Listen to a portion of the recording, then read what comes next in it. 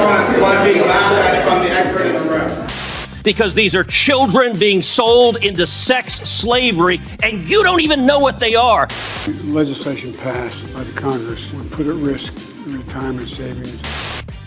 We're finally going to talk about Joe Biden's first veto. Ted Cruz goes off on Alejandro Mayorkas. And guess what? Experts can be wrong, and they can be wrong a lot. And our duty as people is to make fun of them for it. All that and more coming up on this episode of Daily Caller Live. My name is Jobob. Daily Caller Live starts right now. 2, 1. Here we go. Might be the only brown guy on earth named Jobob. That is actually her name, Jobob. Live from the dingy bunker, completely cut off from the outside world, except for you fine folks. My name is Jobob. This is Daily Caller Live. Thanks so much for tuning in on today. It is Thursday, March 30th, the year of our Lord 2023. A lot of stuff happened over the last week. Probably should catch up on things that weren't necessarily pressing, breaking news. Actually, Joe Biden's veto was breaking news, but I was gone all last week. So we're finally going to talk about that. I'll be honest with you, it's a little difficult to try and figure out what is just political back and forth bickering and what is actually hard news that makes it makes sense to talk about on here.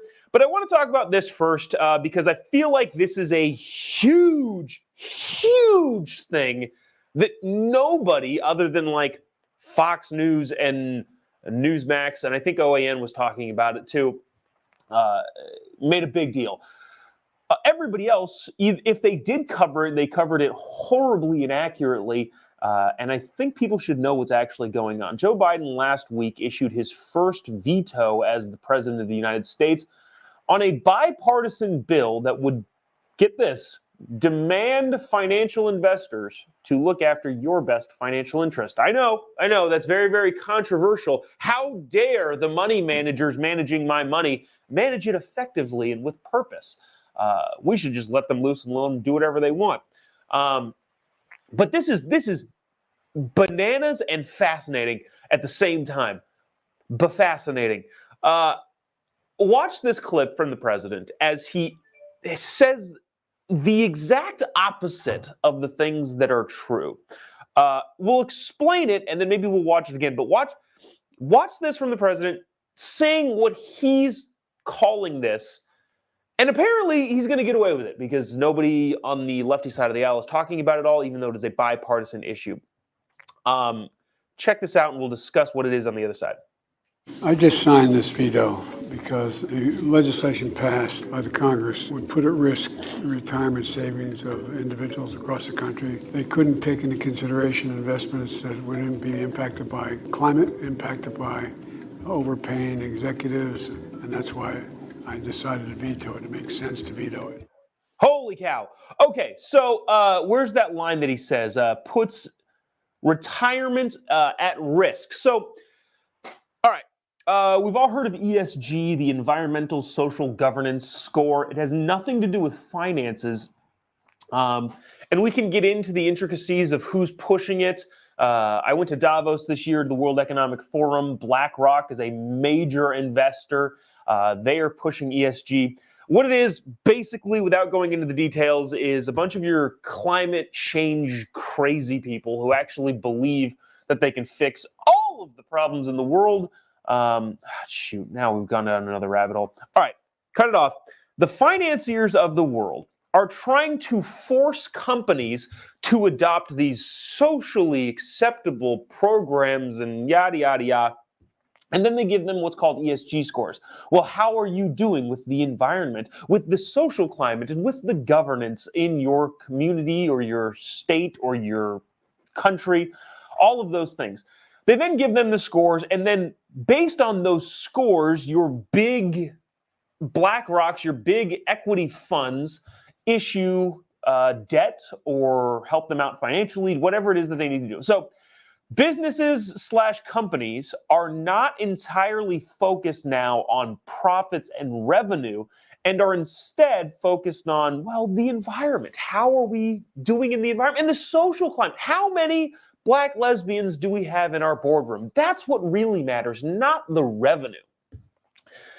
Now, look, I think we should fight this, but at the same time, BlackRock and these other companies, I think we should take them down by knowledge, not necessarily, well, for me, it hasn't gotten to the point yet where we need to take them down by government, but I would like more people to know about this and fight against the woke ESG nonsense. Now, here's the problem. If it's money being exchanged in the private sector, you know, I might feel uncomfortable with it, but I understand it at the very least. But forever, financial advisors / investment companies have had the fiduciary duty to protect what is yours in your best interest as an investor. If you have a 401k, if you have any sort of retirement plan, anything like that, the financial officer that is in charge of managing that fund has been required by law to act in your best fiduciary interest. Now, sometimes things might go south, but as long as they can prove, hey, I didn't think that this would be a bad investment, they need to act in your best interest. That's the bottom line there. But what Joe Biden did and the administration did is said, hey, financial advisors, you know this whole ESG score nonsense that the big equity firms are pushing in order to ram climate change BS down your throats? We're going to let the investors that are managing your retirements also take that ESG score into consideration. Now, of course, historically speaking, investments are used to make money, and therefore you look at things like revenue and profit margin and sustainability of the company in the business climate, not the environmental sustainability or the diversity, quote unquote, diversity, the melanin diversity in the boardroom or the gender diversity across any of the leadership roles. That doesn't actually matter because it doesn't have any, I don't know, it doesn't matter depending on your investment. So like if you look at a company that is hemorrhaging money, has no reasonable sense of revenue, there's no way they're going to ever make a profit, but they have a transgender minority as the CFO, you're not going to invest in that company. That just seems pretty obvious. You don't want to put your money in that company, not because you have anything against the transgender minority CFO, but because the company's not making any money and your investment is going to go bunk. So all that being said, the Biden administration said, hey, financial officers, investment firms, you can look at whether or not the company is doing their best to help the environment and the social issues that are pressing our time, not whether or not your client will make any money. So that happened back in January. Throughout the end of January, all through February, and into early March, there was a bipartisan effort, meaning that there were Democrats and Republicans on this issue saying, this is insane. This is going to put people's retirement at risk. So they passed a bipartisan bill that got through both houses with, I believe, Kristen Sinema, but it also might have just been Joe Manchin. It got through the Democrat-controlled Senate and the Republican-controlled House. Bipartisan, both parties came together and said, this is insane and stupid, and sent the bill to Joe Biden's desk, basically saying, you shouldn't be able to do this. Because let's just say, hypothetically, let's just say I'm an investment advisor and my cousin is running some sort of firm, and that firm has a litany of environmental positives and social positives. I'm going to funnel a bunch of money to him, let's say tens of millions of dollars to his company, because I can justify it because look at how great his ESG score is. And then in a year, his company goes completely underwater. All of my investors lose all of their money, but my cousin got rich because he took a hefty salary. And lo and behold, the next company he starts, maybe I'll be hired onto the board for a no-show job and he'll pay me a lot of money. Just giving you an example of what could happen if you take out the fiduciary duty of financial advisors. So that bill got passed in a bipartisan way, and Joe Biden, instead of signing the bill and saying, yeah, this is a dumb idea, said, no, I'm going to veto it. And not only said I'm going to veto it, said this bill puts your investments at risk. Okay, that is literally the exact opposite of what is happening. And I guess to wrap this all up and to bottom line it here, I wish the American people were paying enough attention to where the president couldn't get away with, I don't even know if you call it lying, because it's lying in the basest sense of the word, but it's 180 degrees from the truth. It's the exact opposite. We are going to veto this legislation to put your money at risk, your retirement money at risk. And yet he says the exact opposite of that. So there is that. We can go on and talk more about this. Let me see if there's any comments in the comment section here that are worth getting to. I can't really see if any other good reason is to. Here we go. Yeah, Ryan says, I said it before and I'll say it again. The good old pump and dump. Yeah, that's now legal. Joe Biden has legalized effectively the pump and dump scheme. In which case, maybe I should take advantage of that. Maybe I should just go get rich off of some dumb investors letting me invest their money in just ESG nonsense. And me and the company owner will split the profits and just live in Uruguay or Paraguay, one of those, just be rich there. I don't know. Maybe that's a good idea. A bunch of people saying this. This is not financial advice, by the way. But Ellis says, pulled my 401k plan, buy gold instead. So a lot of people are doing that sort of thing, pulling out. Okay, so we'll leave that there. This I thought was, you know what? All right, let's get to this. This is actually pretty interesting, and I don't know how to think about this. The FDA, so we have a huge opioid crisis in this country that should be a surprise and a shock to no one. But one of the drugs used to prevent overdoses is Narcan.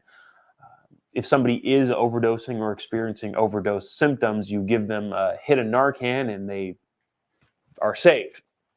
In many ways, it's a miracle drug, but there's also some difficulty in trying to sort through whether or not this is ultimately a great thing or this is a crutch for drug addicts to continue doing that. Look, and I'm not saying I know. I'm just saying this could be one of the problems that I could see happening. So Narcan, the overdose medication that has saved a ton of lives, and probably that's a good thing, is now going to be over the counter in about late summer. So the FDA approved Narcan as an over-the-counter drug. It can be administered to anyone. You buy it in a 2-pack, even though you only need one during an overdose situation. Let me play this video clip. This kind of just says what's happening, and then we'll discuss on the other side. This is a fascinating discussion, in my opinion. Watch this. As drug overdose deaths hover near record levels in this country, the FDA has now approved the first over-the-counter version of the opioid antidote, Narcan. The nasal spray will come in a package of 2 4-milligram doses in case the person overdosing does not respond to that first dose. The product can be given to anybody, including children and babies. Opioid deaths, as a reminder, are the leading cause of accidental death in the country. So bottom line is this. Where did it go? More than 1 million people have died of drug overdoses in the last 2 decades since the U.S. Centers for Disease Control and Prevention began collecting data. Many of those deaths were due to opioids. Death from opioid overdose rose more than 17% in just 1 year, from about 69,000 in 2020 to 81,000 in 2021, the CDC found. Holy cow. That's a crazy statistic. So yes, it's a huge problem. Opioid deaths are the leading cause of accidental death in the U.S. They just said that. More statistics. So the bottom line is this. We have a huge opioid problem, and saving people from overdosing an opioid is obviously a good thing. Here's where the conversation gets, I don't even want to say interesting, but difficult, right? So if people have an opioid problem, obviously we want to have them recover and be helped in the best way that they can. But at the same time, what happens when the antidote to an overdose is made publicly available for anyone's use? And again, I'm not saying I know here. I'm just saying that I can see a situation where this becomes a problem in which people who are addicts, enabled by the state in many ways, like in California specifically, they have like safe drug centers and they give you free needles and they do so many different things for you to enable you.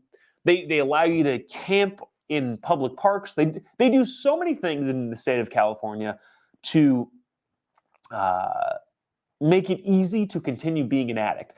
And if the state or the local government or the municipality or whatever is making it easier for people to continue to be addicts with no reasonable way for them to, no reasonable way, but no sense of trying to help these people at all get off of their addiction, if the state's enabling them, and then also this new miracle drug that keeps them from dying comes online as an over-the-counter drug, what effect does that have on the opioid-addicted individuals?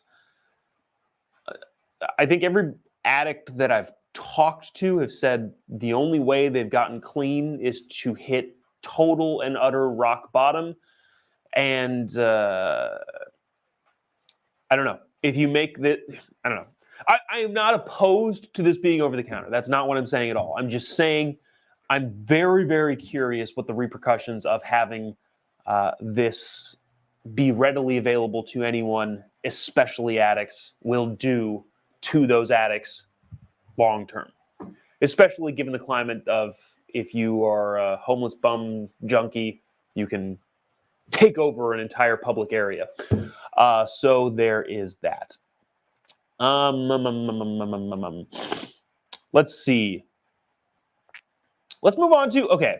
All right. Let's go to this because, shoot. Let's go to this first. This is Ted Cruz grilling Alejandro Mayorkas yesterday. I thought it was fascinating. But I also want to make sure that we do get on Riley Gaines. There's a hilarious clip coming up at the end of the show. So stay tuned for that. But before that, I want to talk about this because I think this is a pretty important. Alejandro Mayorkas is the Secretary for Homeland Security. He's the guy in charge of the border who is not doing his job well at all. He's being grilled by the Senate committee that Ted Cruz is on, talking about the wristbands that are. So you probably already know this, but people, when they come across, have wristbands attached to them because the drug cartels are now a massive smuggling organization built with the help of the Biden administration's lax border policy. And Ted Cruz basically lays into him based on that. Watch this, and we'll discuss more on the other side. I don't know what they are. You don't know what they are. Mr. Secretary, you have just testified to the American people you're incompetent at your job because I've been to the southern border. And if you go to the southern border, along the southern border, you see thousands of these wristbands because the illegal immigrants wear them. The drug cartels, every color corresponds to how many thousands of dollars they owe the cartels. You have turned these cartels into multi-billion-dollar criminal organizations. And these are modern day leg irons because these are children being sold into sex slavery. And you don't even know what they are. That is astonishing. Mr. Secretary, how many children have been sold into sex slavery under your administration? Senator, we are taking it to the cartels. How many children have been sold into sex slavery? Do you know how many children have been sold into sex slavery? To an unprecedented degree. Mr. Secretary, I want to say to you right now, your behavior is disgraceful, and the deaths, the children assaulted, the children raped, they are at your feet, and if you had integrity, you would resign. And I will tell you, the men and women of the Border Patrol, they've never had a political leader undermine them. They despise you, Mr. Secretary, because you're willing to let children be raped to follow political orders. This is a crisis. It's a disgrace. And you won't even admit this human tragedy is a crisis. Claiming 1 minute chairman time, Mr. Secretary, would you like to respond to any of those questions? What the senator said was revolting. I'm not going to address it. Your refusal to do your job is revolting. I don't know if I need to there's no real commentary necessary to add here. Ted Cruz lit him up pretty well. And then Mayorkas is like, I don't want to respond to that. Yeah, of course you don't. All right, so I want to move on to this. Shoot, where is it? Here we go. Are experts ever wrong? Yes. And when those experts are wrong, should we point out the fact that they are wrong? Absolutely. But if they are wrong and also pompous and arrogant and dig into their wrongness, should we make fun of them, laugh at them, and point out how they are wrong? Yes, we should. And that is exactly what happened at an event with Riley Gaines. Riley Gaines is a swimmer from the University of Kentucky that competed against and lost to the Leah Thomas character, the clear dude who was swimming as a woman. Now, that whole thing aside, I want you to watch this clip because I think this is one of the... It's funny, yes, but it is also a cultural touchstone, I think, now that we are seeing a bunch of people wake up to the fact that, hey, the quote-unquote experts, they're wrong a lot. And when they're wrong, they never actually admit that they're wrong. They just dig their heels in and embarrass themselves. I think it is about time that the audience / the people are given a voice, and that voice being laughter. If somebody is as wrong as this dude that you're about to see, I think we should all laugh at them as this audience does. Watch this clip. It's incredible, and we'll discuss on the other side. I kind of forget, but I actually have a question for you. You being an anthropologist, which anthropology is the study of human civilization, biological and social. So if you were to dig up a human, two humans, and 100 years from now, both man and woman, could you tell the difference? Strictly off of bones. No. Because there's a wide range of... I'm sorry. Let him have...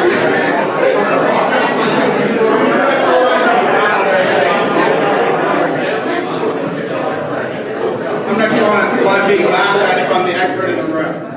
Have any of you been to archaeological sites? Have any of you studied biological anthropology? I'm just saying, I've got over 150 years of data. I'm just curious as to why I'm being laughed at when I believe it or not, I have put a lot of research into this because I'm not comparing myself to you. I'm not comparing myself to you. I'm just telling you that I have considered all viewpoints. So, in case you missed that. So she asked, hey, in 100 years, can you tell if someone is a man or a woman by their skeleton?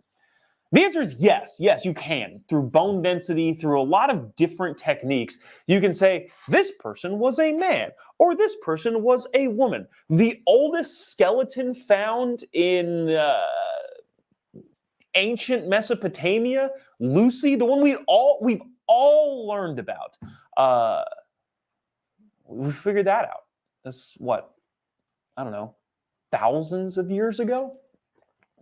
If you remember reading in your 4th grade or 6th grade social studies class, you can figure it out. And everybody knows that you can figure it out. Yet this person says, I don't know why everyone is laughing at me. I have a PhD. Yes, that might be correct. You may have a PhD, sir, but you're also wrong.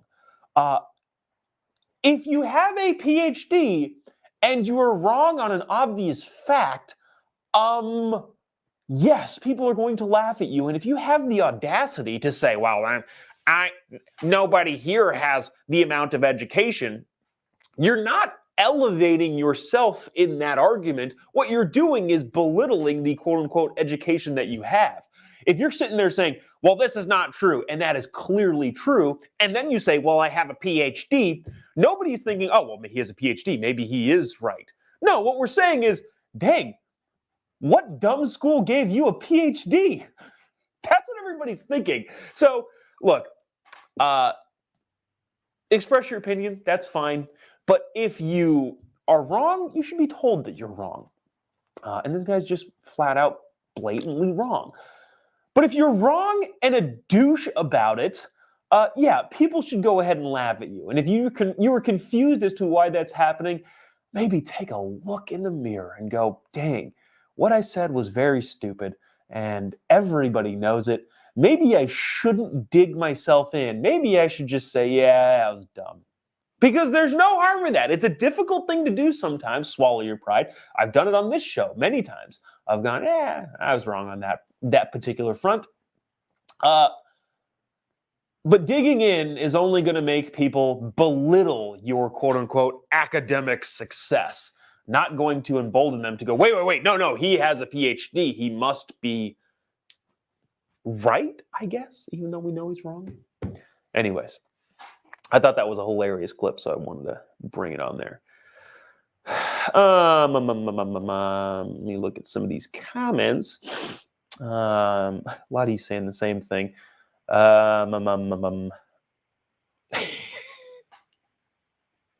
going to read. There's one regarding what PhD may stand for nowadays, and I think it's funny. But you know what? That'll do it for us today. We'll appreciate you sticking around, tuning in, all of you who have. Let's see, anything to announce? All the tour's over, so we're not doing anything in that. I will be in San Jose, California on Wednesday of next week, April 5th, I believe, talking to a TPUSA activism hub. If you live in that area, you can shoot me a message, or you can go to tpusa.com/Made in America. It is a part of the Made in America tour, and we will see you there. You can also message me on any of the platforms that you may be watching this on: YouTube, Facebook, Twitter, Instagram, Getter. I think we're also on. Shoot, I still need to freaking figure out the Rumble thing. We'll get there eventually. But yeah, you can message me on any of those platforms, and I will let you know where tickets are for that particular event. Thanks to each and every one of you who watch on all of the multitude of platforms that we're streaming this bad boy on. If you haven't already, give me a follow on any of your social media accounts. Just type in JOBOB, and we will connect there. We have some fun, especially on Instagram. But yeah. That'll do it for us today. We'll see you tomorrow, same time, same place. Oh, also, shoot, last thing that I can remember. I will be on Fox News with Trace Gallagher. Is that tonight? What's today? No, tomorrow night. So I guess I could have just mentioned that tomorrow. Anyways, we'll see you tomorrow, same time, same place. God bless America.